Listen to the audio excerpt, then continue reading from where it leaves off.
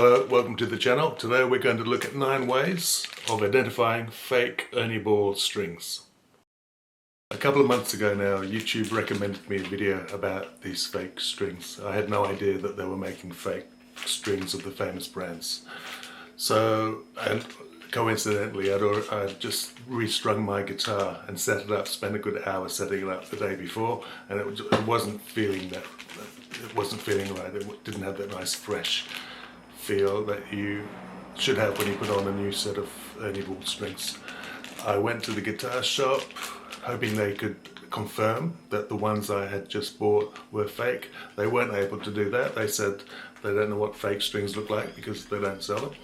So I bought two packets that I knew would be authentic and brought them back and did a comparison myself. The first warning sign, of course, is the price. If they are much cheaper than the price in the guitar shops, that's an indicator that they could well be fake.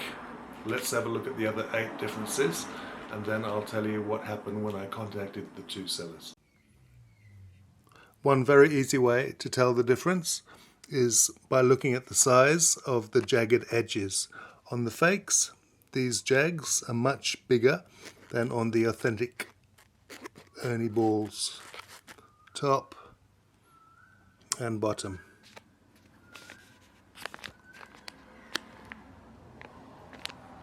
Same with the 9s, which were bought from a different supplier. That would be a good way for blind people to tell the difference. I can't see much difference in colour between the authentics and the fakes, and the man in the guitar shop said the colour can vary anyway in the authentic ones. There is a difference in airtightness. These feel firmer, more airtight, the authentic ones, whereas these are a little bit more flaccid. 3 more differences as far as the packaging are: on the authentic ones there's this smooth bit to the overlapping part of the packaging, which does not appear on the fakes. With the fakes, these little bumps go all the way to the top, whereas they stop here on the authentic ones. And lastly, the authentic ones have a black strip that does not appear on the fakes. The paper packets that the strings come in are quite different as well. The authentics have a much paler shade of red than the brighter shade of red you see on the fakes. When we open them up, you'll see that the authentics are not coiled around so tightly as the fakes. With the ball ends, if your eyesight is better than mine, you'll see the genuine Ernie Balls are smoother around the edges than the edges on the fakes.